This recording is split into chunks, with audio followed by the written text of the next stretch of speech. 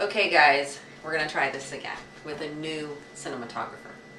So you have your cake and you have your icing, and what we're gonna do is we're gonna take the cake and put it into the KitchenAid mixer, and you just take it in big chunks, you just throw it in there. And you're only gonna have half a cake, so I'm just gonna do about that much. And then what you do is turn your KitchenAid mixer on, and you wanna get it to where it's only crumbs.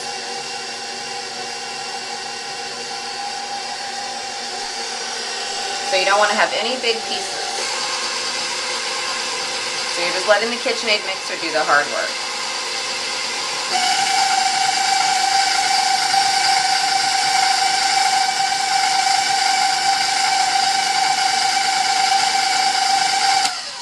Okay, so once it's down to pretty good crumbs, you can, if there's any really big pieces or dark pieces like that that are kind of firm, you can pull them out or you can break them up. It doesn't really matter.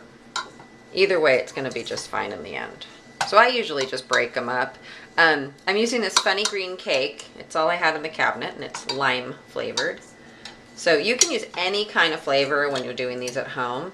It's box cake. You could make a cake that's not box cake. That would work great too. And then I have my icing here, and on the recipe it tells you to put it in by the tablespoonful. I'm going to do a little bit more than that for the first scoop. And so the goal is to get this to be the texture of Play-Doh. And I know you guys know what Play-Doh looks like. It might take a minute for it to get pretty evenly mixed.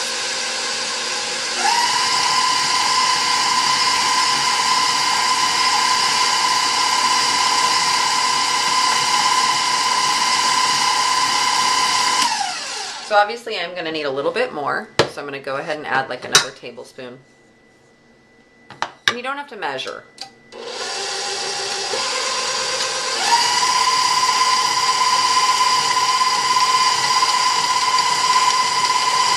You can see it's starting to clump together. And so once it looks like it's kind of the texture of Play-Doh and you can smash it together like that, it's good. You don't want it to be too wet. Better to stop too soon and add a little bit more, little by little, rather than add too much to begin with. Okay. Okay. So I now have rolled my cake pops from my batter. And I just made 6. You guys are probably going to get about 24. I usually get 48 out of a full sheet of cake. So you're going to have about 24.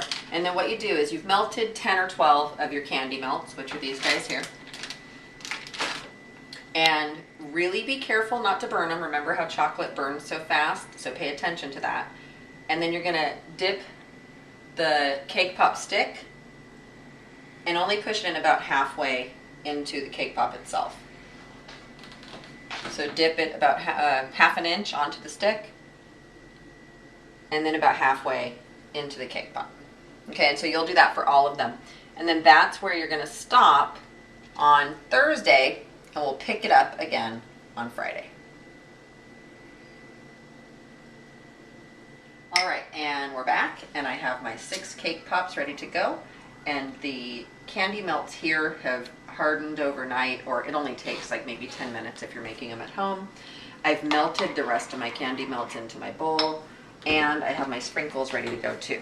So those we'll need right afterwards. And then I have my stand, which we're gonna pop the cake pops into. Super handy thing to have. Mr. Tucker made me these. You could probably use styrofoam if you were doing it at home. So what you wanna do is you wanna submerge the whole cake pop, including the candy melt that's already on there, into the bowl, all the way underneath. And then you have to sort of very, very, very gently tap it. If you tap it too firmly, it will fall right off the stick. And so you want to tap it really gently and then do the little swoop with a clean finger underneath the pop on the stick. Immediately following that, you sprinkle, however, what kind of sprinkles you want to use. You can use anything. I've even used gummy sharks. Those were kind of fun. I plopped them right on top. And then you put it in the stand, and you just have to be really gentle. Once the candy melts solidify or harden, then they're really durable. So after they have hardened up, they're fine. But up until that point, you have to be really gentle with them. You kind of tap it really gently and then do the finger swoop underneath. Wipe that off on the edge of the bowl. But it is super important, and one of the mistakes my students make a lot is they don't dip the cake pop all the way in, and you need to dip it all the way past that original melt. Okay? Okay, and so this is the 6th one of my batch. And again, just remember that you pull up kind of out of the bowl with the candy melt to keep the actual cake pop from falling off the stick. It will fall off the stick sometimes. And if you make a mistake like that, it's not the end of the world. Sometimes you can save it and sometimes you can't. And, those are what we call the uglies in my household. And those are the ones that the kids get to eat here at home when I'm making a batch to sell for people. So they like the uglies. They taste just as delicious. Okay, so like I said, you can put any sprinkles on it you want. I'll have an assortment to choose from in class.